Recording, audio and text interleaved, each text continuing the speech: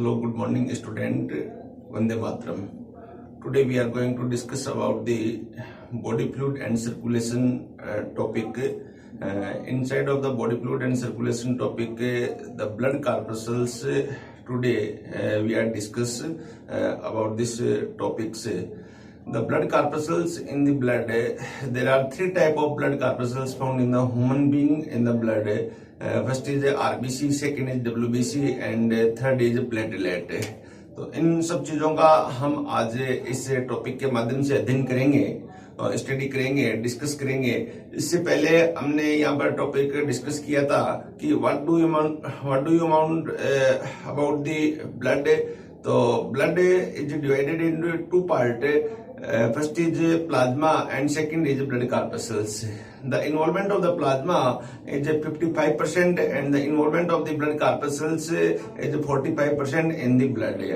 तो हम यहाँ पर ब्लड प्लाज्मा के बारे में बहुत अच्छी तरह स्टडी कर चुके हैं कि प्लाज्मा क्या है, किससे बनता है, कैसी इसकी स्ट्रक्चर होती है। और अभी हम यहाँ पर आज के लेक्चर में हम यहाँ करने जा रहे हैं कि जो आरबीसी की स्ट्रक्चर क्या है, डब्ल्यूबीसी की स्ट्रक्चर क्या है और प्लेटलेट की स्ट्रक्चर इसके अंदर क्या है, किस प्रकार से ये स्ट्रक्चर बनती है और ब्लड हमारे लिए क्यों इतना ज्यादा यूजफुल है हमारी बॉडी के लिए, या आरबीसी क्यों यूजफुल है, डब्ल्यूबीसी क्यों यूजफुल है और प्लेटलेट क्यों यूजफुल है। तो what is the function of the RBC, WBC and platelets and what type of structure and the type of many type of blood vessel से। तो ये हम यहाँ पर स्टडी करेंगे। तो हम आगे देखते हैं कि किस प्रकार से हमारे पास में ये एक स्लाइड के द्वारा हम बना सकते हैं। तो हमने बात की थी, देखिए बेटा जी, कि जो ब्लड है हमारा, इस ब्लड को हम यहाँ पर डिवाइड कर सकते हैं टू पार्ट के अंदर। फर्स्ट पार्ट हमने कहा था यहाँ पर प्लाज्मा और सेकेंड पार्ट है जो ब्लड कार्पसल्स, जिसको हम ब्लड कार्पसल्स के नाम से जानते हैं। अब यहाँ पर amount of the plasma in the blood, हमने कहा कि ये 55% पार्ट ये मैक्सिमम अमाउंट है, वो यहाँ प्लाज्मा फॉर्म कर रहा है। इसके बाद में ब्लड कार्पसल्स है, वो यहाँ पर इसका ओनली 45% यहाँ पर बना रही है ये। तो इस बात को हम यहाँ पर कर चुके हैं। यहाँ पर फिर आप देखिएगा कि the blood corpuscles also form by three corpuscles, three granules. First granule is RBC, second granule is WBC and third corpuscles is platelets. RBC also known as erythrocytes. RBC also known as erythrocyte and WBC that is called white blood corpuscles. White blood corpuscles and platelet also known as thrombocyte से। तो ये हम यहाँ पर ये चीजें हम आज करेंगे। यहाँ आरबीसी रेड ब्लड कार्पसल्स, ये यहाँ पर रेड कलर की है due to presence of haemoglobin, इसकी हम यहाँ पर डिटेल देखेंगे। यहाँ पर व्हाइट ब्लड कार्पसल्स है, इसके अंदर यहाँ पर किसी प्रकार का रेस्पिरेटरी पिगमेंट नहीं होता है। हीमोग्लोबिन इज रेस्पिरेटरी पिगमेंट, तो ये उपस्थित होने के कारण यहाँ पर आरबीसी और रेड कलर की दिखाई देती है। जबकि व्हाइट ब्लड कार्पसल्स जो है यहाँ पर ये यहाँ व्हाइट कलर की शो हो रही है, बट इसके अंदर किसी प्रकार का पिगमेंट नहीं है। प्लेटलेट्स जो है यहाँ पर ये एक फॉल्स सेल के रूप में फ्रेगमेंटेशन है, मेगा कैरियोसाइट जो सेल्स होती है उसके फ्रेगमेंटेशन से ये यहाँ पर बनती है, यहाँ प्लेटलेट है। तो तीनों ही प्रकार की जो सेल्स है ये अपने बॉडी के लिए बहुत ही इंपॉर्टेंट है। यहाँ पर जैसे आरबीसी है, यहाँ पर ये इंपॉर्टेंट क्यों है, आरबीसी का जो मेन फंक्शन है या रेस्पिरेटरी गैसेज है उसको ट्रांसपोर्टेशन का करने का काम कर रही है। डब्ल्यूबीसी है, यहाँ पर क्या कर रही है, ये अपने ऑफेंस और डिफेंस बॉडी के लिए जो ऑफेंस और डिफेंस का फंक्शन है वो यहाँ कौन कर रहा है, तो ये डब्ल्यूबीसी कर रही है। अपनी सुरक्षा प्रहरी है, अपने सुरक्षात्मक, अपनी बॉडी की जो पुलिस है, अपने बॉडी का जो सिपाही है, बॉडी का जो फौजी है, बॉडी का जो गार्ड है वो कौन है, यहाँ पर डब्ल्यूबीसी है ये। और प्लेटलेट्स है, वो बॉडी के अंदर किसी प्रकार की कोई ब्लीडिंग हो जाए या कोई ब्लड रैप्चर हो जाए, यहाँ पर ब्लड वेसल्स रैप्चर हो जाए तो ब्लीडिंग हो रही है, तो उस समय ये प्लेटलेट है वो क्लोटिंग में हेल्पफुल है और अदर फैक्टर भी यहाँ पर ये रिलीज कर रही है। तो इन सब की हम वन बाय वन यहाँ पर डिटेल देखेंगे। यहाँ तो फर्स्ट आप देखिएगा, फर्स्ट अपन लेते हैं आरबीसी, या यहां पर हम कहेंगे एरिथ्रोसाइट्स या रेड ब्लड कॉर्पस्कल्स है। इसकी स्ट्रक्चर क्या है, किस प्रकार से अपने बॉडी के अंदर इसकी स्ट्रक्चर पाई जाती है, तो यहां हम इसकी बात करेंगे। तो यहां आपके लिए जो स्लाइड बन की हुई है, एरिथ्रोसाइट और रेड ब्लड कॉर्पस्कल्स, इनके सब आप देखिएगा कि नेचर के अंदर जो एनिमल बीइंग है उसमें किसके अंदर आरबीसी पाई जाती है, तो आप कहोगे कि आरबीसी है वो वर्टिब्रेट्स के अंदर होती है या कॉर्डेट्स के अंदर होती है। यहाँ आरबीसी सबसे पहले आरबीसी को डिस्कवर कहां किया था, तो यह लिवेनॉक एक साइंटिस्ट था, इन्होंने फर्स्ट टाइम आरबीसी को डिस्कवर किया था यहाँ पर फिशेज के अंदर। आप ध्यान रखें बेटा जी कि फिशेज है, मछलियां जो है उसके अंदर यहाँ पर सबसे पहले लिवेनहॉक ने यहाँ डिस्कवर किया था, किसको, आरबीसी को डिस्कवर किया था। तो ये बात आपको पता होना चाहिए कि क्या आरबीसी ह्यूमन के अंदर ही होती है, तो ऐसा नहीं है। आरबीसी लोअर एनिमल, लोअर जो अपन कह सकते हैं कॉर्डेट्स होते हैं उसके अंदर भी होती है। लोअर कॉर्डेट्स का मीनिंग है यहाँ आरबीसी फिशेज के अंदर भी है, आरबीसी एम्फीबियन के अंदर भी है, आरबीसी रेप्टाइल्स के अंदर भी है, आरबीसी यहाँ पर एविज के अंदर भी है और मैमल के अंदर भी है। और मैमल और से आगे लास्ट में अपन ह्यूमन में चले तो ह्यूमन के अंदर भी आरबीसी है। लेकिन इन सब की आरबीसी की स्ट्रक्चर में यहाँ डिफरेंशिएज पाया जाता है। क्या डिफरेंशिएज होता है यहाँ पर, अपनी जो ह्यूमन की आरबीसी है, इस आरबीसी के अंदर हम देखें कि ह्यूमन की आरबीसी जस्ट इस टाइप की आरबीसी यहाँ पर होगी, यहाँ इस टाइप की हम आरबीसी बता सकते हैं, ये आरबीसी है, ये ह्यूमन की आरबीसी है। इसका मीनिंग क्या होगा कि इसके अंदर यहाँ पर है कॉनकेव है, यहाँ पर कॉनकेव है। इसका मीनिंग है ह्यूमन आरबीसी है वो बाई कॉनकेव है या बाई कॉनकेव है, और इसके बीच में खाली जगह होती है, ब्लैंक स्पेस होता है यहाँ पर, और इस ब्लैंक स्पेस में एक रेस्पिरेटरी पिगमेंट भरा रहता है। इस रेस्पिरेटरी पिगमेंट को हम कहते हैं यहाँ पर हीमोग्लोबिन कहते हैं। यहाँ हीमोग्लोबिन के लिए यहाँ है वो अधिक से अधिक स्पेस बना रहता है। ह्यूमन आरबीसी है, इस टाइप की बाइकॉन्केव स्ट्रक्चर है, और आप देखिएगा इसके अंदर की साइड में न्यूक्लियस जो है, यहाँ एक मैच्योर आरबीसी के अंदर न्यूक्लियस एब्सेंट होता है, इसलिए हम इस आरबीसी को ई न्यूक्लिएटेड आरबीसी, ई न्यूक्लिएटेड आरबीसी या नॉन न्यूक्लिएटेड आरबीसी कहेंगे। तो अपनी आरबीसी, ह्यूमन आरबीसी क्या होती है, वहां ई न्यूक्लिएटेड आरबीसी होती है। यूं कहें कि मैमल की आरबीसी भी क्या है, यहाँ पर न्यूक्लियस लेस होती है, नॉन न्यूक्लिएटेड आरबीसी होती है। किसकी, मैमल की आरबीसी आप देखिएगा। और इसे हम देखिए सब मैमल के अंदर है, यहाँ जितने भी मैमल है उसके अंदर आरबीसी के अंदर न्यूक्लियस एब्सेंट होता है, except camel and llama. Camel, ध्यान रखें, कैमल एंड लामा दो ऐसे मैमल है जिनकी आरबीसी के अंदर यहाँ पर न्यूक्लियस प्रेजेंट होता है। यहाँ तो nucleus found in the camel और लामा लाइक मैमल्स यहाँ। बट और आगे देखिए, हमें जो लोअर मैमल है, चाहे यहाँ एविज का एविज एनिमल के रूप में लेते, या लोअर मैमल है उसके अंदर यह न्यूक्लियस नहीं होता। लेकिन लोअर एनिमल ले, यहाँ पर एविज ले, रेप्टाइल ले, एम्फीबियन ले, फिशेज ले, तो उनकी आरबीसी की स्ट्रक्चर हम देखें तो उसकी आरबीसी की स्ट्रक्चर इस प्रकार की होती है। यहाँ पर इस प्रकार की स्ट्रक्चर है, और ऐसी स्ट्रक्चर के बीच में यहाँ पर न्यूक्लियस प्रेजेंट होता है। तो इस प्रकार हम कह सकते हैं कि इनकी आरबीसी है वो न्यूक्लिएटेड होती है। तो सबसे पहले लिवेनहॉक ने जो आरबीसी डिस्कवर की थी वो क्या, न्यूक्लिएटेड आरबीसी को डिस्कवर किया था। और कहां डिस्कवर किया था, फिशेज के अंदर है, इस आरबीसी को डिस्कवर किया था। तो ये बात है बच्चों आपके यहाँ समझ में आई होगी कि आरबीसी की खोज किसने की और कब की, क्या सभी जंतुओं के अंदर आरबीसी पाई जाती है। तो आप देख रहे हैं कॉर्डेट्स के मोस्ट ऑफ वर्टिब्रेट्स के अंदर है वो आरबीसी प्रेजेंट होती है। बट ये अलग बात है, न्यूक्लिएटेड है या नॉन न्यूक्लिएटेड है या ए न्यूक्लिएटेड है। हाँ, तो हमने यहाँ आपके लिए जो कुछ पॉइंट लिखे हैं यहाँ कि मेमेलियन आरबीसी आर बाइकॉन्केव, हमने कहा बाइकॉन्केव है, यहाँ पर सर्कुलर टाइप की है और नॉन न्यूक्लिएटेड है। ये बहुत ही इंपॉर्टेंट कैरेक्टरिस्टिक है। इसका क्वेश्चन आपसे यहाँ पर डिफरेंट एग्जाम में यहाँ पूछा जाता है कि बाइकॉन्केव, इसका बाइकॉन्केव का मीनिंग दोनों साइड से यहाँ पर कॉन्केव है, और यहाँ पर सर्कुलर शेप, ये लगभग ये क्या है, गोलाकार होती है, सर्कुलर होती है, और नॉन न्यूक्लिएटेड यहाँ पर होती है। तो इस प्रकार से नॉन न्यूक्लिएटेड या ई न्यूक्लिएटेड आरबीसी कहेंगे। लेकिन और एनिमल है उसकी आरबीसी है यहाँ पर न्यूक्लिएटेड होती है। और यहाँ पर देखिए कॉन्केव की जगह कॉन्वेक्स होती है, यहाँ दोनों साइड में कॉन्वेक्स है, इसलिए इस साइड में भी कॉन्वेक्स है, इस साइड में भी कॉन्वेक्स है, तो हम इसे कहेंगे बाई कॉन्वेक्स। किसकी आरबीसी है बाई कॉन्वेक्स है, तो हम यहाँ पीसीएच की आरबीसी, एम्फीबियन की आरबीसी, रेप्टाइल की आरबीसी और एविज की आरबीसी है वो कैसी होगी यहाँ बाइकॉन्वेक्स। और इसके साथ में जो कैमल है, कैमल की आरबीसी भी बाइकॉन्वेक्स होती है यहाँ पर। किसकी? कैमल और लामा, क्योंकि ये मैमल है बट इसके अंदर केंद्र के न्यूक्लियस प्रेजेंट होता है, इसलिए हम कहेंगे इसकी आरबीसी भी यहाँ पर बाइकॉन्वेक्स होती है। तो हम यहाँ पर कह सकते हैं कि we have special characteristic of the RBC. तो RBC shape is circular, biconcave and enucleated RBC, but other than mammal, the RBC characteristic is the biconvex, या कॉन्केव नहीं कहेंगे, biconvex and nucleated RBC found in the other than mammal like reptile, like amphibian, like pisces, like aves, but some mammals like camel and llama have biconvex RBC and nucleated RBC. तो ये बात बेटा जी आप बहुत अच्छी तरह समझ गए होंगे। इसके आगे हम यहां पर चले कि at this time of the origin of nucleus is present in the RBC but it degenerate during the maturation process।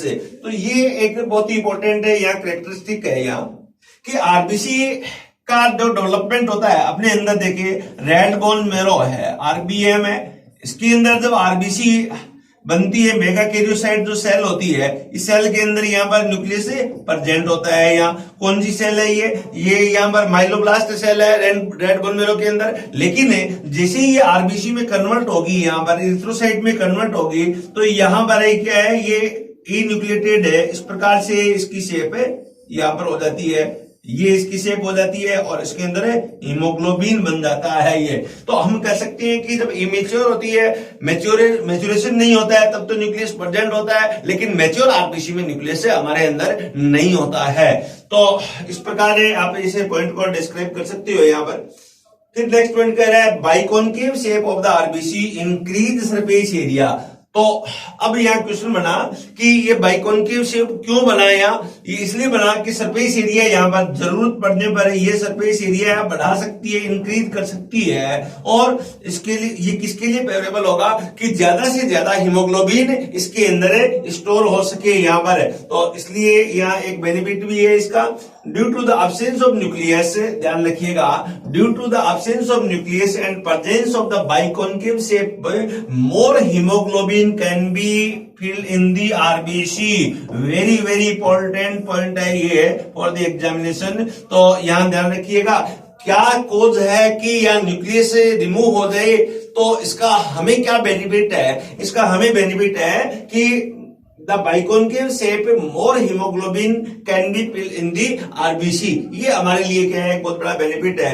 Exception यहाँ बताया गया है कि आरबीसी में न्यूक्लियस का एक्सेप्शन क्या है, कैमल है और लामा है, और मेमल्स है, बट बाइकॉन्वेक्स है, ओवल शेप्ड है। हमारी क्या है यहाँ सर्कुलर शेप है आरबीसी, और इनकी से आरबीसी कैसी है, ओवल शेप आरबीसी है यहाँ पर। तो ये भी एक है अपने आप में बहुत ही इंपॉर्टेंट क्वेश्चन बनता है। यहाँ एग्जामिनर यहाँ से क्वेश्चन है वो यहाँ बना सकता है आपके लिए एग्जाम में। तो इस चीज को भी आप बहुत अच्छी तरह ध्यान रखें।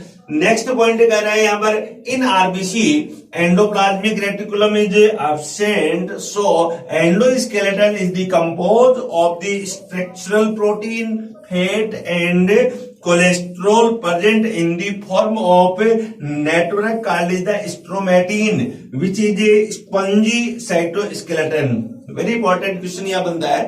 हमारी जो आरबीसी है, हमें जनरली ये कह सकते हैं कि ये सर्कुलर आरबीसी में यहाँ एक बना रहा हूं।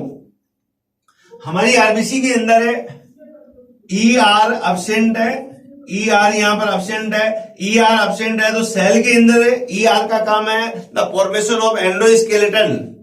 ER यहाँ पर क्या फंक्शन कर रही है, हमारी जनरल जो सेल्स होती है उसके अंदर सेल का शेप मेंटेन रखने के लिए ER प्रेजेंट होती है, और ये ER एंडोस्केलेटन फॉर्म कर रही है। किसका? साइटो एंडोस्केलेटन यहाँ। बट यहाँ आरबीसी के केस में अपन कहेंगे nucleus absent as well as all cell organelles are absent in the cytoplasm of the RBC. Any type of cell organelles are absent, तो किसी प्रकार का कोई सेल ऑर्गेनल नहीं है, तो इसका शेप कौन बनाता है, किस प्रकार की इसके अंदर स्ट्रक्चर होती है जो इसके शेप को मेंटेन रखती है?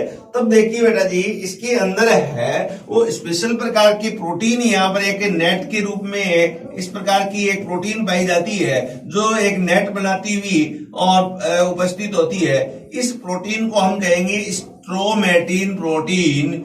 स्ट्रोमेटिन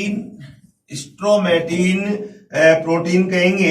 एक नेटवर्क बना रहता है इसका, और जो इसको शेप बनाए रखने में हेल्पफुल है। इस आरबीसी के चारों तरफ है, यहां देखिएगा एक विशेष स्पेशल मेम्ब्रेन है, सेल मेम्ब्रेन है। इस मेम्ब्रेन को हम डोनन मेम्ब्रेन के नाम से जानते हैं। डोनन मेम्ब्रेन क्यों कहते हैं? इसलिए कह रहे हैं कि इस आरबीसी की मेम्ब्रेन की permeability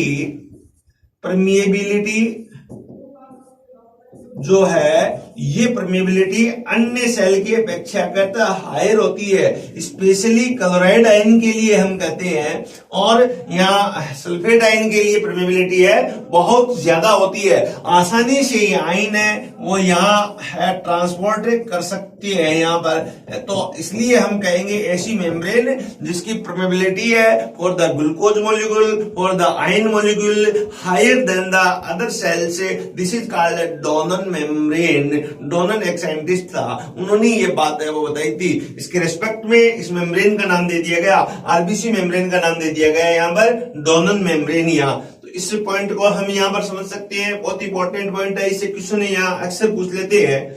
due to the presence of stromatin protein, spongy cytoskeleton and flexible plasma membrane, the RBC the size is 7.5 mu can pass through the less diameter blood capillaries like 5 mu micron। Very important question ये है, हमने कहा कि जो RBC है, इस RBC के अंदर है यहाँ पर नेट है। ये नेट क्या कर रहा है? यहाँ साइटोस्केलेटन बना रहा है। किसका नेट है? यहाँ पर स्ट्रोमेटिन प्रोटीन का है। आरबीसी आपको बताया कि किसके अंदर है? ब्लड के द्वारा, ब्लड वेसल्स के अंदर है, यहाँ पर ट्रांसपोर्ट होती है। जैसे जैसे ब्लड मूवमेंट करेगा वैसे वैसे आरबीसी क्या है, साथ में मूवमेंट करती जाएगी। लेकिन इस आरबीसी के अंदर एक स्पेशल कैरेक्टरिस्टिक है। क्या? इसके अंदर जो ये प्रोटीन है वो फ्लेक्सिबल प्रोटीन है, जो साइटोस्केलेटन बना रही है, यहाँ पर साइटो एंडोस्केलेटन बना रही है। तो ये फ्लेक्सिबिलिटी होने के कारण आसानी से अपना शेप परिवर्तित कर सकती है। कैसे? कि मान लो ऐसी कैपिलरीज है जिसका साइज बहुत छोटा है यहाँ पर। अब आरबीसी का साइज ये है 7.5 म्यू माइक्रोन है। अब आगे जो यहाँ पर ब्लड वेसल्स का साइज मान लो 5 म्यू माइक्रोन हो जाए यहाँ पर, तो अब ये आरबीसी आगे कैसे मूवमेंट करेगी? तो ऐसे केस के अंदर ये कहा गया है, ये एक अडेप्टेशन है इसके अंदर। ये अडेप्टेशन क्या कर रहा है कि इससे फ्लेक्सिबिलिटी होने के कारण इस आरबीसी का साइज इस प्रकार से बदल जाएगा और आसानी से इसको क्रॉस कर जाएगी और बड़ी रक्तवाहिनियों में ये आगे चली जाएगी। ये तो इस प्रकार से ये चेंजेबल जो साइज है, ये it is a adaptation for the RBC, the presence of stromatin protein. Stromatin protein is a flexible protein and which form endoskeleton, cyto endoskeleton of the RBC. तो it is a very important character. यहाँ ये एक संपूर्ण RBC का shape दिखाया गया है, जिसके शेप है यहाँ 7.5 म्यू माइक्रोन है। इसका टॉप व्यू अपन देखते हैं, साइड से अपन देखते हैं, थिकनेस देखते हैं तो इसकी तो 2.0 म्यू माइक्रोन इसकी थिकनेस होती है आरबीसी की। तो ये एक हमें इस स्लाइड के द्वारा आरबीसी की स्ट्रक्चर बता सकते हैं। यहाँ in RBC higher cell organelles आपको भी बताया था, like mitochondria and golgi complex and others are absent. ये नहीं पाए जाते इसमें due to absence of mitochondria. Anaerobic respiration take place in the RBC. Okay बेटा जी, ये पॉइंट कह रहा है कि हमारे अंदर आरबीसी है जो इसके अंदर माइटोकॉन्ड्रिया नहीं है, इसके अंदर यहां पर गोल्जी बॉडी नहीं है यहाँ। तो इस आरबीसी में ये जो आरबीसी है, इस आरबीसी के अंदर लाइफ को बनाए रखने के लिए, एनर्जी देने के लिए क्या होता है इसके अंदर? तब आप कहोगे इसके अंदर ओनली ग्लाइकोलाइसिस साइकिल यहां कंप्लीट होगा, जिससे एनएरोबिक रेस्पिरेशन कंप्लीट होता है और हम कह सकते हैं माइटोकॉन्ड्रिया न होने के कारण यहां पर जो क्रेब साइकिल है इसके एंजाइम आरबीसी में एब्सेंट होते हैं। इसका मीनिंग है क्रेब साइकिल कहां होता है? माइटोकॉन्ड्रिया में होता है, और माइटोकॉन्ड्रिया एब्सेंट है तो क्रेब साइकिल आरबीसी में एब्सेंट है। क्रेब साइकिल एब्सेंट है तो यहां पर एरोबिक टाइप का रेस्पिरेशन है वो यहां एब्सेंट है बेटा जी। आप ये बहुत इंपॉर्टेंट क्वेश्चन है कि आरबीसी का लाइफ स्पान है वो कम क्यों होता है? इसलिए कम होता है अदर सेल से कि क्रेब साइकिल इसमें नहीं होता, एरोबिक रेस्पिरेशन इसके अंदर नहीं होता, ओनली एनएरोबिक टाइप का रेस्पिरेशन होता है। ये क्वेश्चन भी एक बहुत अच्छा क्वेश्चन बनता है कि माइटोकॉन्ड्रिया एब्सेंट है इन दी आरबीसी, तो यहां पर ये सेल रेस्पायर कैसे करेगी, एनर्जी कैसे मिलेगी इसको, एटीपी कहां से मिलेगी इसको? तो through glycolysis cycle, through anaerobic respiration energy provided to the RBC. और जब तक ये प्रोवाइड कर रही है तब आरबीसी है तो जिंदा है, लाइव है, उसके बाद में आरबीसी की यहां पर डेथ हो जाएगी। यहां तो ये बात इस पॉइंट के द्वारा समझा सकते हैं। In RBC the enzyme of glycolysis process are present, very important यह पॉइंट है, while enzyme of the kreb cycles are absent. यहां तो ये एंजाइम एब्सेंट होते हैं और ओनली ग्लाइकोलाइसिस साइकिल के एंजाइम प्रेजेंट होते हैं। तो आप कहोगे यहां पर केवल एनारोबिक रेस्पिरेशन होता है, और यहां यदि ये होता तो ये एरोबिक रेस्पिरेशन करता, लेकिन इसके अंदर आरबीसी में एरोबिक रेस्पिरेशन है वो एब्सेंट होता है, नहीं यहां पर एरोबिक रेस्पिरेशन किया जाता है। तो it is a very important point है फॉर द एग्जामिनेशन। यहां से भी एग्जामिनर क्वेश्चन आपसे बना सकता है या फ्रेम कर सकता है आपके लिए क्वेश्चन, तो इस बात को हम यहां पर समझ सकते हैं। अब एक और इंपॉर्टेंट पॉइंट है यहां कि आरबीसी जो है, हमारी जो आरबीसी है, हमें ये हमारी आरबीसी है, एक जनरल अपन कह सकते हैं इस प्रकार की एक आरबीसी की स्ट्रक्चर है हमारे अंदर। इस आरबीसी में हमने कहा था कि हीमोग्लोबिन प्रेजेंट होता है, ओके। इसके अलावा एक स्पेशल प्रकार का एंजाइम के मॉलिक्यूल्स इसके अंदर होते हैं जो केवल आरबीसी में पाए जाते हैं। यहीं से ये एंजाइम बनते हैं यहां पर, और यहां स्पेशली यहां फंक्शन कर रहे हैं। तो what is the name of enzyme which found in the RBC? This is called carbonic anhydrase enzyme. इस एंजाइम को हम कहेंगे carbonic anhydrase enzyme, very important enzyme है ये। कार्बोनिक एनहाइड्रेज एंजाइम किस सेल में पाया जाता है? कौन सी कोशिका है, कौन सी सेल है जहां पर आरबीसी ये कार्बोनिक एनहाइड्रेज एंजाइम, या शॉर्ट में इसे CA के नाम से जानते हैं, रेस्पिरेशन के अंदर इसकी डिटेल आती है।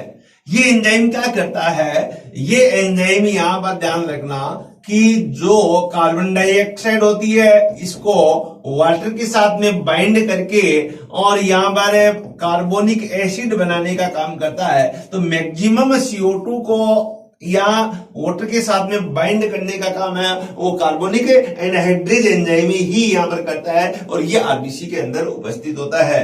तो ये पॉइंट यहां पर कह रहा है carbonic anhydrase enzyme is present which increase the rate of the formation of the disassociation of the carbonic acid by 5000 times the fastest catalyzed within the zinc। यहाँ इस एंजाइम के अंदर आप ध्यान रखिएगा एक कैटलाइज्ड होता है जिसे हम कहेंगे जिंक कहेंगे यहां पर। तो zinc containing enzyme is answer. यहाँ एक क्वेश्चन और बन गया, बायोमोलिक्यूल का क्वेश्चन है, zinc containing enzyme is answer होगा यहाँ पर carbonic anhydrase enzyme is zinc containing enzyme. यहाँ तो it is very important question. तो एक एक पॉइंट एक एक वर्ड यहाँ पर ध्यान रखिएगा बेटा, बिल्कुल यहाँ क्रिस्टल क्लियर होना चाहिए आपके, क्योंकि हर वर्ड अपने आप में एक एग्जामिनेशन का क्वेश्चन है और उसके साथ में हमारा नॉलेज है वो तभी हमें इंक्रीज कर सकते हैं जब हमें एक एक बात का यहाँ पर फंडामेंटल हमारा क्या है बिल्कुल क्लियर हो। तो आरबीसी से रिलेटेड हम जो फंडामेंटल की बात कर रहे हैं तो ये सब हमें नॉलेज होना चाहिए इन सब चीजों का। इसके बाद में नेक्स्ट कह रहा है, एक पॉइंट और बनाया है कि antigen of the blood group is present on the surface of RBC. If RH antigen is present then it also found on the surface of the RBC. बहुत ही इंपॉर्टेंट है क्वेश्चन है। हमारा जो ब्लड ग्रुप है, human being का जो blood group है उसको डिवाइड किया गया है इन फोर पार्ट्स में, blood group A, blood group B, blood group AB, blood group O। किस बेस पे डिवाइड किया गया है? तो एंटीजन की प्रेजेंस और अब्सेंस के बेस पे डिवाइड किया गया है कि एंटीजन प्रेजेंट है या एंटीजन अब्सेंट है। अब जो आरबीसी है, ये आरबीसी है, या इस आरबीसी की सरफेस पर कुछ ग्लाइकोप्रोटीन से बने हुए एंटीजन प्रेजेंट होती हैं। जैसे एंटीजन प्रेजेंट होते हैं उसके अकॉर्डिंग यहां पर एंटीबॉडी बनती है इन दी प्लाज्मा। तो ये जो एंटीजन है यहां आरबीसी की सरफेस पर ये एंटीजन प्रेजेंट है। सपोज कि ब्लड ग्रुप ए है तो यहां पर एंटीजन आपके पास में ए एंटीजन मिलेगा, ये एंटीजन हमेशा ए होगा। तो ये एंटीजन यहां प्रेजेंट है, ए एंटीजन प्रेजेंट है तो प्लाज्मा के अंदर एंटीबॉडी होगी। ये चीज भी आप ध्यान रखें, एंटीबॉडी कहां पाई जाती है? तो आंसर होगा प्लाज्मा के अंदर एंटीबॉडी होगी। इस प्रकार से antibody found in the plasma but antigen found at the surface of RBC. ये प्लाज्मा है, इस प्लाज्मा पर एंटीबॉडी बी होगी है, इसको कहेंगे हम एंटीबॉडी और इसको कहेंगे हम यहां पर एंटीजन। ओके, और ये क्या होगी? एंटीबॉडी। तो यहां क्वेश्चन बनता है कि antibody where is found? Answer होगा at the plasma membrane at the surface of the RBC the antigen attached. What type of antigen? The one type of antigen is found is must at the surface of RBC, but the second type of antigen known as RH antigen. RH antigen may be present or may be absent. RH antigen if present at the RBC surface, so called RH positive, and RH antigen absent in the RBC at the surface of RBC, so called RH negative. When the RH antigen present, RH antigen, this is RH antigen, this is RH antigen, this is RH antigen. अब आप देखिएगा कि RH antigen present है, साथ में A या B antigen यहां पर प्रेजेंट है, तो ऐसे केस के अंदर टू टाइप ऑफ एंटीजन यहां पर कह सकते हैं कि प्रेजेंट होते हैं। यहां ओ ब्लड ग्रुप है, वहां पर एंटीजन होता नहीं है, तो ऐसी आरबीसी भी होती है जहां पर कोई भी एंटीजन नहीं हो सकता, और कोई भी एंटीजन नहीं है तो ऐसे ब्लड ग्रुप को हम क्या कहेंगे? ओ नेगेटिव कहेंगे। No found of any type of antigen at the surface of RBC like A B और RH antigen, the blood group known as O negative type of blood group है। तो इस प्रकार इस पॉइंट के द्वारा हम कह सकते हैं कि antigen is present then it is also found on the surface of RBC. तो यहां पर ये एंटीजन है, इसकी और डिटेल जब ब्लड ग्रुप आएगा तो बताएंगे यहाँ, लेकिन इस बात को आप समझ पाए होंगे यहाँ कि आरबीसी की सरफेस पर एक जनरल नेचुरल जो एंटीजन होते हैं वो प्रेजेंट होते हैं, और ए या बी ए हो सकता है एंटीजन, बी हो सकता है एंटीजन, ए बी हो सकता है एंटीजन। ये तीन प्रकार के एंटीजन यहाँ पर होते हैं जिसके बेस पे हम ब्लड ग्रुप को यहाँ आइडेंटिफाई करते हैं यहाँ। और एंटीजन जीरो भी हो सकता है, एंटीजन नहीं भी हो सकता है। इसी प्रकार यदि ये तीनों एंटीजन है, इसके साथ में RH एंटीजन है, तो ये दो प्रकार के एंटीजन यहाँ आरबीसी की सरफेस पर हो सकता है। या कुछ ऐसे ब्लड ग्रुप भी होते हैं जहां पर एंटीजन है प्रेजेंट, मे बी प्रेजेंट और नॉट। तो इस प्रकार आप यहाँ कह सकते हो कि आरबीसी का एंटीजन है, उस बेस पे आरबीसी को हमें यहाँ पर डिवाइड कर सकते हैं। देन अब क्वेश्चन बहुत इंपॉर्टेंट बनता है, आरबीसी का आपसे पूछ सकते हैं कि कलर कैसा होता है। आरबीसी का कलर पूछ सकते हैं कैसा होता है। तब देखिएगा जो सिंगल आरबीसी है, यहां सिंगल आरबीसी है, इस सिंगल आरबीसी का कलर होता है येलो, येलो कह सकते हैं, और पेल कलर कह सकते हैं, या पीले रंग की आरबीसी होती है। यहां वेरी इंपॉर्टेंट क्वेश्चन है, ये कई बार पूछा गया है कि यदि आपके सामने एक पेट्री डिस्क में एक आरबीसी रख दिया जाए तो आपको किस कलर की दिखाई देगी? तो आप कहोगे यहां पर येलो या पेल कलर की दिखाई देगी। बट एक group of RBC, many RBC यहां पर एक ग्रुप बना दें आरबीसी का, और इस प्रकार का ग्रुप आपके पास में रख दिया जाए, ऐसे एक ग्रुप बना दें आरबीसी का, और ये ग्रुप आपके पास में यहां रख दिया जाए, तो यहाँ पर ये ग्रुप मिलके कैसा कलर बना लेंगे, तो इस ग्रुप है वो यहाँ पर मिलके बना लेंगे red colour.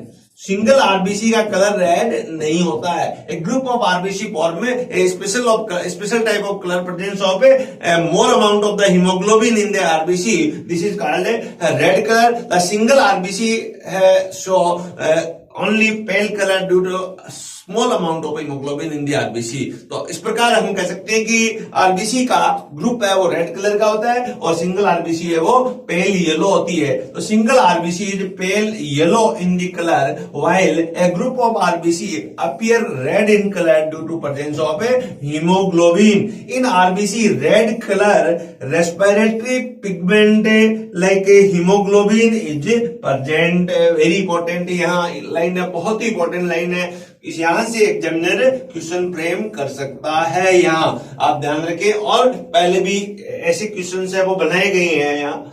Then each RBC, प्रत्येक आरबीसी के अंदर हीमोग्लोबिन होता है। तो आपसे कहे कि 1 आरबीसी है, इस आरबीसी में हीमोग्लोबिन की अमाउंट कितनी होती है यहाँ पर? क्या एक मोलिक्यूल हीमोग्लोबिन होता है, सिंगल मोलिक्यूल ऑफ हीमोग्लोबिन होता है, या 4 मोलिक्यूल ऑफ द हीमोग्लोबिन होता है? How many molecule of haemoglobin found in the single RBC? एक आरबीसी में हीमोग्लोबिन के मोलिक्यूल कितने हो सकते हैं? तो इसका आंसर आएगा, आपका ध्यान रखना, 6.5 crore molecule of haemoglobin found in single RBC, या नियर अबाउट हम कह सकते हैं 265 मिलियन कह सकते हैं, या एवरेज रूप में हम कह सकते हैं 220 से लेकर 275 million haemoglobin molecules found in a single RBC. यहाँ बहुत ही इंपॉर्टेंट यहाँ क्वेश्चन बनता है। ऐसे ही एक प्लांट के अंदर क्वेश्चन बनता है यहाँ की, एक जो सेल है प्लांट की उसके अंदर क्लोरोफिल के मॉलिक्यूल्स कितने होते हैं यहाँ पर? तो उसमें भी यहाँ पर क्लोरोफिल के molecule near about 250 molecule of the chlorophyll found in the plant cell. यहाँ तो ऐसे ही यहाँ पर एक सेल के अंदर हीमोग्लोबिन या एक आरबीसी के अंदर हीमोग्लोबिन के मॉलिक्यूल कितने हैं? 6.26.5 करोड़ यहाँ पर हीमोग्लोबिन के मॉलिक्यूल प्रेजेंट होते हैं। Molecular weight of the each molecule of the hemoglobin is 67200 Dalton. रूप में हम यहाँ पर मोलिकुलर वेट बता सकते हैं। एक हीमोग्लोबिन है उसका मोलिकुलर वेट कितना है? तो 67,200 dalton molecular weight of the single molecule of the haemoglobin. Then in the composition of RBC, the 60% water and 40% solid part is present. Only hemoglobin constitute 36% of the total weight of the RBC and the 90% on the dry weight of the RBC. तो ये point भी आप यहाँ पर समझ गए होंगे। अब यहाँ बताया गया what do you mean about the haemoglobin. Haemoglobin क्या है, किससे बना हुआ होता है हीमोग्लोबिन? ये आपके सामने एक हीमोग्लोबिन का मॉलिक्यूल लिया है कि आरबीसी है। इस आरबीसी से यहाँ पर एक हीमोग्लोबिन का मॉलिक्यूल लें तो ये इस प्रकार से पॉलीपेप्टाइड चेन आपके सामने दिखाई देती है। केमिकल फॉर्मूला देखिए तो इस प्रकार से ये केमिकल फॉर्मूला यहाँ पर उपस्थित होता है। यहाँ एक हीमोग्लोबिन मॉलिक्यूल में हम कह सकते हैं, हीमोग्लोबिन को शॉर्ट में इस प्रकार से लिखते हैं, एक दो एरिया होता है, दो स्ट्रक्चर्स होती है। एक पार्ट को हम यहाँ पर कहेंगे हिम पार्ट, हीमोग्लोबिन है वो बना होता है हिम से, और दूसरा पार्ट होता है इसका ग्लोबिन पार्ट है। हिम पार्ट है वो 5% पार्ट होता है, ग्लोबिन पार्ट है वो 95% होता है। तो मैक्सिमम एरिया क्या हुआ है इसका? मैक्सिमम पार्ट ऑफ हीमोग्लोबिन है वो globin. Globin is a protein and him part is a ferrous and porphyrin ring, this is a lipid part. तो इस एरिया को हम इस प्रकार से डिवाइड कर सकते हैं। It is composed of the two component, first is haem component, second is globin component. The haem component is 5% part of the total haemoglobin, then the 95% part of the protein part of the haemoglobin. ये हम कह सकते हैं यहाँ पर। अब आपसे कह सकते हैं हिम किससे बनता है? आप देखिएगा हिम जो है अपना आरबीसी का जो हिम है वो दो मॉलिक्यूल से बनता है। एक मॉलिक्यूल को हम कहते हैं आयरन और दूसरे मॉलिक्यूल को आयरन होता है यहाँ पर Fe+2 के फॉर्म में होता है, और दूसरा मॉलिक्यूल होता है यहाँ पर पोरफायरिन। पोरफायरिन मॉलिक्यूल है, इसके रूप में यहाँ पर हिम बनता है यहाँ। अब ये भी एक इंपॉर्टेंट क्वेश्चन बना कि यहाँ Fe2 और पोरफायरिन के रूप में यहाँ पर रहता है। कभी भी ये Fe2 कभी भी Fe3 में नहीं आता। यदि हीमोग्लोबिन Fe3 में बदल जाए तो यहाँ बन जाएगा एक पॉइजन बन जाएगा और इस पॉइजन के कारण डेथ हो जाती है। और ये कब होता है? जब कार्बन मोनोऑक्साइड है, कार्बन मोनोऑक्साइड इसके साथ में बाइंड हो जाए यहाँ, तो इस प्रकार की कंडीशन ही यहाँ डेवलप हो जाती है और उसमें अपनी डेथ हो सकती है। तो हिम पार्ट कह रहा है, him is form by the iron and porphyrin, the iron present in the form of ferrocyanine, and while in the muscles the myoglobin is present in which iron is present in the form of the Fe+3। ये ध्यान रखिएगा, special point है यहाँ। Myoglobin है, वहां पर भी haemoglobin होता है। अब वहां जो हीमोग्लोबिन होता है वो हीमोग्लोबिन किस फॉर्म में होता है? Fe+3 के फॉर्म में होता है। जबकि हीमोग्लोबिन में जो फेरसाइन है वो किस फॉर्म में होता है? यहाँ पर यहाँ Fe+2 के फॉर्म में यहाँ पर होता है। मायोग्लोबिन में यहाँ पर फेरसाइन है वो फेरिकाइन में Fe+3 फॉर्म में यहाँ पर प्रेजेंट होता है। या porphyrin is composed of the acetic acid and glycine. हमने बात की थी पोरफायरिन जो है ये किससे बनता है? ये फिर बनता है एसिटिक एसिड से बनता है और साथ में क्या बनता है? ग्लाइसिन है, वो इसको निर्माण करता है यहाँ। तो ये एक बहुत ही इंपॉर्टेंट है। फिर यहाँ पर बन गया आपके सामने एक डायग्राम लिया गया है यहाँ, red blood cells by the numbers बता सकते हैं यहाँ पर। तो इसमें ये 1 RBC contain 1 billion molecule of the oxygen. एक आरबीसी में हाउ मेनी ऑक्सीजन कितनी होती है, O2 कितनी होती है? तो 1 बिलियन ऑक्सीजन बाइंड कर पाता है यहाँ पर। 2 to 3 million RBC are made each second. एक सेकेंड में कितनी आरबीसी बनती है? 2 to 3 मिलियन आरबीसी है वो बनती है। एक पॉइंट ये दिखाया गया है, there are million of RBC in 1 drop blood. जैसे ही हमारे पास में ये ड्रॉप है, ये ब्लड की ड्रॉप है, इसमें कितनी आरबीसी हो सकती है यहाँ पर? तो हम कहेंगे मिलियन आरबीसी है वो यहाँ पर हो सकती है। यहाँ पर RBC take 20 second to circulate the body 1 time and RBC circulate for the 120 days. 120 days तक ये सर्कुलेट होती है और वहां एक पूरी बॉडी के अंदर मूव करने में 20 सेकंड का टाइम यहाँ पर लगती है। तो ये कुछ कैरेक्टरिस्टिक ऑफ द आरबीसी यहाँ पर दिखाए गए हैं यहाँ। इसके बाद में यहाँ बताया गया each molecule of haemoglobin carry 4 molecule of oxygen. कितने मॉलिक्यूल ऑफ ऑक्सीजन यहाँ पर ले जाने की कैपेसिटी है? यहाँ पर ईच हीमोग्लोबिन की बात कर रहा हूं तो आंसर होगा यहाँ पर 4 मॉलिक्यूल। और ईच आरबीसी की बात कर रहा हूं, यहाँ 2 to 3 मिलियन यहाँ है वो ईच आरबीसी ऑक्सीजन के मॉलिक्यूल है, यह ले जाता है। बाइंड करने की कैपेसिटी यहाँ पर होती है यहाँ। तो इस पॉइंट के द्वारा हम बता सकते हैं 1 ग्राम haemoglobin carry 1.34 ml of oxygen. Very important question है ये, कई बार पूछा गया है कि 1 ग्राम हीमोग्लोबिन कितनी ऑक्सीजन ले जाता है? तो आपका आंसर क्या होगा? 1.3 ml और 2 है वो ट्रांसपोर्ट करने की क्षमता रखता है। और 100 ml जो हीमोग्लोबिन है या ब्लड है वो कितनी ऑक्सीजन ट्रांसपोर्ट करता है? तो लगभग यहाँ near about 20 ml oxygen transport करता है due to presence of 15 gram average haemoglobin in the human body like male and female. 100 ml blood transport 20 ml oxygen. तो ये पॉइंट हमें समझा सकते हैं। अब यहाँ बात थी वो हिम की बात थी। दूसरा जो पार्ट है हमारा ग्लोबिन पार्ट है। ग्लोबिन पार्ट आप देखिएगा किससे बनता है? 1 globin is equal to 4 polypeptide chain. 4 polypeptide chain है वो 1 ग्लोबिन से बनता है। 4 पॉलीपेप्टाइड चेन में 2 चेन अल्फा प्लस 2 चेन यहां पर गामा या डेल्टा होती है यहां। अब गामा डेल्टा के बेस पे हीमोग्लोबिन को हम यहां पर 3 टाइप में डिवाइड करते हैं।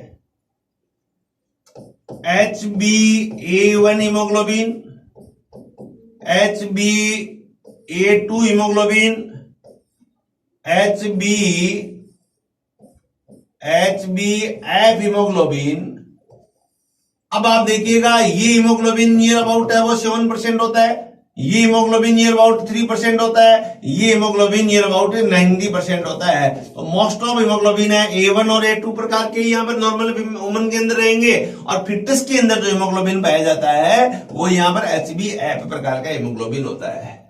इस बात को आप यहाँ पर समझे।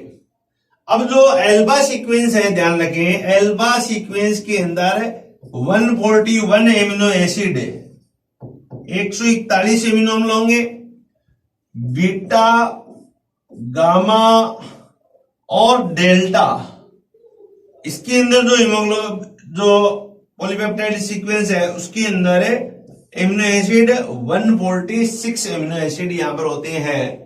तो 2 अल्फा, 2 बीटा, 2 गामा या 2 डेल्टा।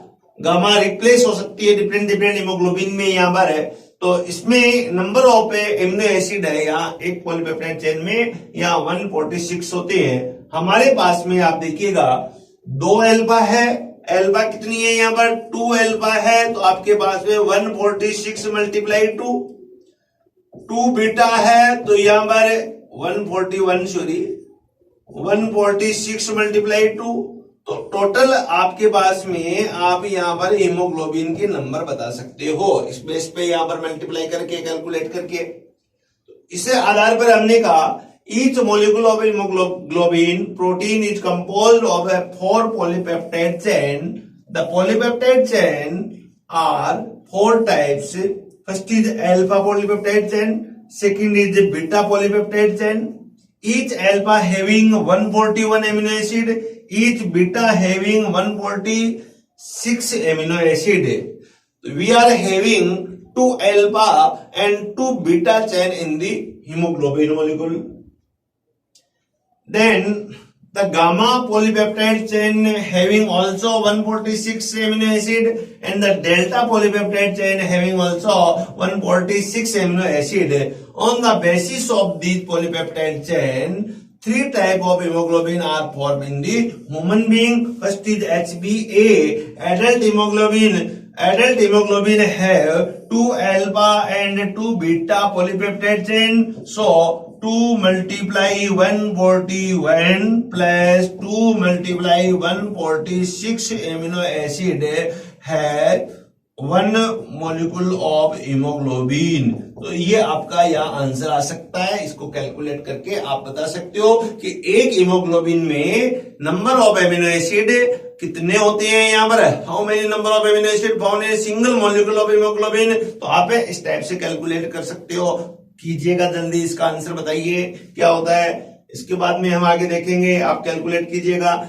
HbA2 एडल्ट हीमोग्लोबिन 2 जिसके अंदर 2 अल्फा और 2 डेल्टा चेन होती है यहाँ, तो ये हीमोग्लोबिन में हम यहाँ पर बता सकते हैं वही एक 141 मल्टीप्लाई 2, 146 मल्टीप्लाई 2। यहाँ एमिनो एसिड अल्फा का, यह एमिनो एसिड है वो डेल्टा का, और टोटल एमिनो एसिड हमें हीमोग्लोबिन के अंदर बता सकते हैं। Then haemoglobin F, foetal haemoglobin में 2 अल्फा और 2 डेल्टा या 2 गामा चेन होती है, उसमें भी 141 मल्टीप्लाई 2 और 146 मल्टीप्लाई 2। तो यहाँ आंसर आप इसका निकाल सकते हो। टोटल हीमोग्लोबिन के अंदर how many number of amino acid present होते हैं। तो ये बेटा जी आपके बात यहाँ समझ में आई होगी। तो इस प्रकार से कोई भी क्वेश्चन आपसे यहाँ पूछ सकते हैं यहाँ। तो ये एक इंपॉर्टेंट क्वेश्चन बनता है यहाँ एग्जामिनेशन के अंदर कि HbA2 के अंदर पॉलीपेप्टाइड सीक्वेंस जो होती है वो कैसी होती है। आप कहोगे 2 alpha and 2 delta type. How many type of polypeptide chain found in the HbF haemoglobin. तो आप कह सकते हो 2 alpha and 2 gamma chain found in the HbF haemoglobin या globin molecule of the haemoglobin. Oxygen binding capacity of the fetal hemoglobin is more than the adult। Very important sequence है यहाँ कि हमारे अंदर जो फिटल हीमोग्लोबिन है उसमें oxygen binding है वो एडल्ट हीमोग्लोबिन की अपेक्षाकृत ज्यादा होती है। तो ये एक फॉर्मूला हम यहाँ बना सकते हैं। तो आप यहाँ समझ गए होंगे ऑक्सीजन बाइंडिंग की कैपेसिटी में ये ऑक्सीजन बाइंडिंग है वो यहाँ higher than the adult haemoglobin due to presence of 2,3 GP और एब्सेंस ऑफ 2,3 जीपी यहाँ पर। तो ये आगे हम इसकी डिटेल करेंगे। Size of RBC very important question है कि डिफरेंट एनिमल में यहाँ कंपेयर करें तो आरबीसी का साइज क्या है। तो अभी आपको बताया कि ये आरबीसी है, हमारी आरबीसी है ये, इसका साइज होता है यहाँ 7.5 म्यू माइक्रोन। रेबिट की आरबीसी है, इसकी साइज होता है 6.9 म्यू माइक्रोन। ऐसे ही फ्रॉग की आरबीसी है, ये फ्रॉग की आरबीसी है, इसका साइज होता है यहां पर 3.5 म्यू माइक्रोन। तो आप देखिएगा इस साइज को कंपेयर करें तो लार्जेस्ट साइज किसका हो गया है, यहां पर फ्रॉग की आरबीसी का साइज लार्जेस्ट हो गया इन तीनों में। तो हम यहां बता सकते हैं फ्रॉग आरबीसी ग्रेटर देन, इन तीनों में कंपैरिजन करें human RBC greater than rabbit RBC, rabbit RBC. तो ये एक यहाँ फॉर्मूला यहाँ बना सकते हैं। इस बेस पे आपसे पूछ सकते हैं कि यहाँ पर इंक्रीजिंग और decreasing order according to size of RBC क्या है। तो ये आप यहाँ कह सकते हो कि ये साइज है। तो हमें याद रखना है कि हमारी आरबीसी का साइज क्या है 7.4 और फ्रॉग की आरबीसी का साइज क्या है 3.5 mu micron.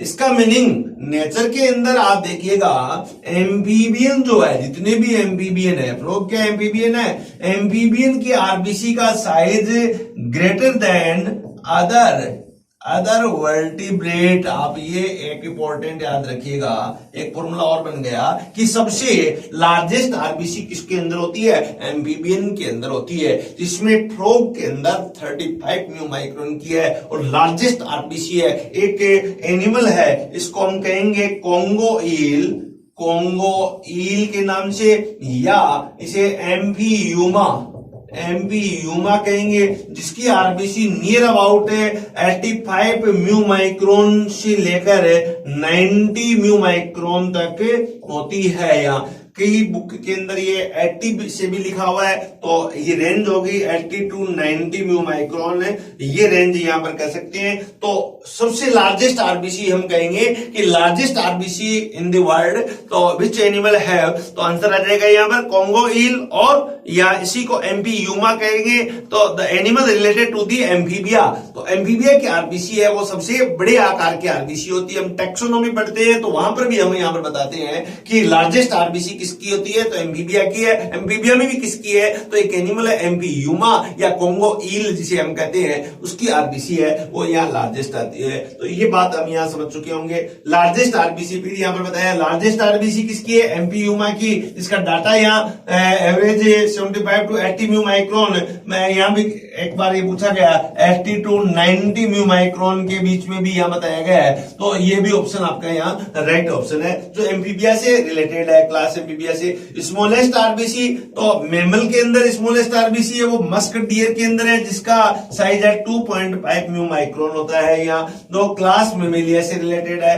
Largest RBC among all mammals in the elephant 9 to 11 mu micron. Mammal के अंदर लार्जेस्ट आरबीसी अपन देखें यहाँ पर, तो ह्यूमन से एलिफेंट की आरबीसी है वो लार्ज होती है। इन दी मेमल, इन मेमल के अंदर लार्जेस्ट हम देखें, केवल मेमल के अंदर कंपेयर करें तो यहाँ पर एलिफेंट की आरबीसी है वो सबसे बड़ी आकार की होती है। ये चीज आप स्पेशल ध्यान रखिएगा। एनिमल बीइंग में एम्फीबियन आरबीसी है वो लार्जेस्ट आरबीसी है, बट ओनली मैमल की बात करें, ह्यूमन, एलिफेंट, रेबिट की कंपेयर करें, यहाँ पर टाइगर, लायन या कैट, डॉग, इनसे सबसे कंपेयर करें, डंकी, मंकी और चिंकी, इन सबसे हम कंपेयर करें तो हमारी आरबीसी है वो छोटी होती है, स्मॉल होती है देन कंपेयर टू एलिफेंट। यहाँ तो क्यों हमारी आरबीसी का शेप बताया था 7.4 5 म्यू माइक्रोन है। तो इस प्रकार आप देखिएगा ये जो आरबीसी है उसका शेप क्या होगा, 9 to 11 म्यू माइक्रोन आरबीसी का शेप है, एलिफेंट का RBC. The change in the size of RBC is called anisocytosis. When the RBC size will be change, the term used for the changes of the RBC is called anisocytosis. Then due to vitamin B12 deficiency, the RBC become larger in the size called as the macrocytes. Then these are immature RBC which are destroyed in the spleen. In these RBC amount of the hemoglobin is normal. क्या कह रहा है ये?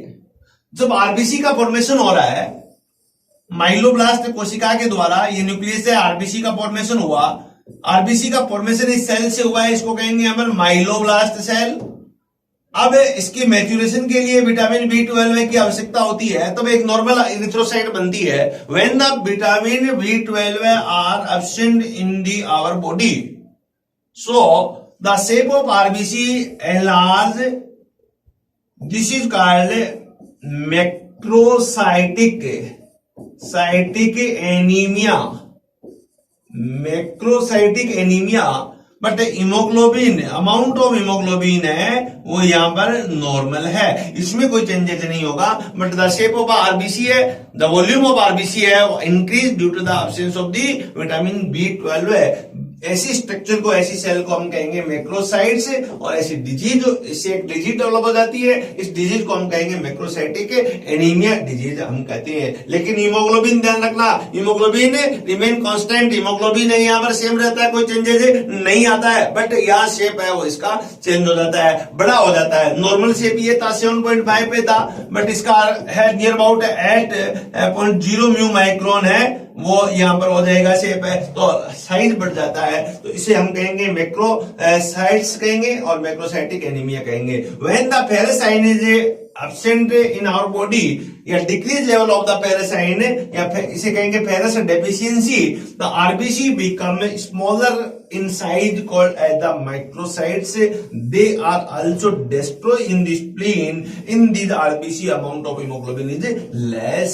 Very important question है। यहाँ पर हम RBC बना रहे हैं तो यह RBC बनेगी, लेकिन हमारे पास में फेरस नहीं है, फेरस नहीं है तो RBC तो बनेगी लेकिन छोटी बन जाएगी, छोटी बन जाएगी तो हीमोग्लोबिन का अमाउंट इसके अंदर डिक्रीज हो जाएगा। यहाँ पर इसे फिर स्प्लीन में भेज दिया जाता है और स्प्लीन में इसे नष्ट कर दिया जाता है। तो ऐसी कंडीशन को हम क्या कहेंगे, ऐसी सेल बनी, छोटी बनी तो माइक्रोसाइट्स कहेंगे। और यदि ये पेरेस का डेफिशिएंसी है हमारे अंदर तो ऐसे केस में माइक्रोसाइट्स तो बनते ही बनते हैं, लेकिन एनीमिया हो जाता है। इस एनीमिया को माइक्रोसिस्टिक एनीमिया के नाम से जानते हैं। तो ये एक इंपॉर्टेंट है, आपका यह क्वेश्चन बन गया। नॉर्मल अपनी आरबीसी का शेप क्या है, बाइकॉनकेव है। Change in the shape of the RBC is called as the poikilocytosis. यहाँ जब आरबीसी का साइज में कोई चेंजेस आ जाए किसी टाइप का, जैसे सिकल सेल एनीमिया की होगी, बर्थ सेल बन गई यहाँ पर, तो इसे कहेंगे poikilocytosis. When the size of या shape of the RBC changes, this is called poikilocytosis. जैसे कब होता है, एक यूरेमिया की कंडीशन में होता है। यूरेमिया कल आपको बताया था कब होता है, जब ब्लड के अंदर 40 मिलीग्राम यूरिया से ज्यादा हो जाए तो आरबीसी जो है, नॉर्मल जो आरबीसी का शेप है ये शेप है जिसके अंदर हीमोग्लोबिन प्रेजेंट है, लेकिन इसकी प्रेजेंट से आरबीसी अनियमित आकार की हो जाएगी, यहाँ पर इरेगुलर शेप की हो जाएगी। ऐसी सेल को हम क्या कहेंगे, बर्थ सेल के नाम से जानते हैं। तो ऐसी सेल को जिसमें शेप चेंज हो गया इसे पोइकिलोसाइटोसिस कहते हैं। या इसे कंडीशन कब होती है, जब यूरेमिया आती है या कोई जेनेटिक चेंजेस हो जाए, इसे हम कहेंगे सिकल सेल एनीमिया। तो इसके अंदर सपोज करो ये आरबीसी है हमारी, ये आरबीसी है, इसमें हीमोग्लोबिन है, नॉर्मल आरबीसी है, और ये सब इस प्रकार की आरबीसी यदि बन जाती है, ऐसी आरबीसी बन गई, ये शेप चेंज हो गया, तो ऐसी आरबीसी को हम क्या कहेंगे, सिकल शेप आरबीसी कहेंगे। तो ये ये जेनेटिक चेंजेज है। यहाँ पर हम आगे पढ़ेंगे जेनेटिक्स के अंदर है कि अल्फा और बीटा चेन होती है। बीटा चेन के अंदर है जो 6 नंबर एमिनो एसिड है वेलाइन एमिनो एसिड है, ग्लूटेमिक वेलाइन के स्थान पर यहाँ पर ग्लूटेमिक एमिनो एसिड यहाँ बन जाए। तो इस प्रकार का जो वेलाइन और ग्लूटेमिक का इंटरचेंजेज यहाँ पर हो रहा है, तो ऐसे चेंजेज को हम कहेंगे सिकल सेल एनीमिया। और कॉमन रूप से इसके लिए वर्ड काम में लिया गया है पोइकिलोसाइटोसिस हम इसे कहते हैं। तो इस प्रकार से बेटा जी इसे आप कहोगे चेंज ऑफ दी शेप है। तो ये बात आपके यहाँ पर बहुत अच्छी तरह समझ में आ गई होगी। इसे हम कहेंगे आरबीसी की स्ट्रक्चर, और कुछ पार्ट इसका और रिमेनिंग रह गया, हम वो करेंगे यहाँ नेक्स्ट लेक्चर के अंदर हम इसे आगे डिस्क्राइब करेंगे। यहाँ तो यहाँ तक आप इसको एक एक पॉइंट आरबीसी का, एक एक वर्ड आरबीसी का है, बहुत अच्छी तरह आप क्लियर कर ले, क्योंकि इसका हर वर्ड अपने आप में एक क्वेश्चन बनता है। और एक बार दो बार आप, बहुत सिंपल टॉपिक भी है, एक बार दो बार आप पढ़ोगे तो अच्छी तरह ये तैयार हो जाएगा और आपकी लाइफ में काम आएगा, एग्जामिनेशन में काम आएगा, और किसी भी प्रकार का कोई भी एग्जाम है, कोई कंपटीशन है, यहाँ तक कि आईएएस तक के कंपटीशन में इससे रिलेटेड क्वेश्चन है यहाँ पूछे जाते हैं। तो ये यहाँ तक का टॉपिक है, एक क्रिस्टल क्लियर आपके पास में समझ में आया है, अंडरस्टैंडिंग की है, और इसी प्रकार हम आगे बने रहेंगे। Thank you so much.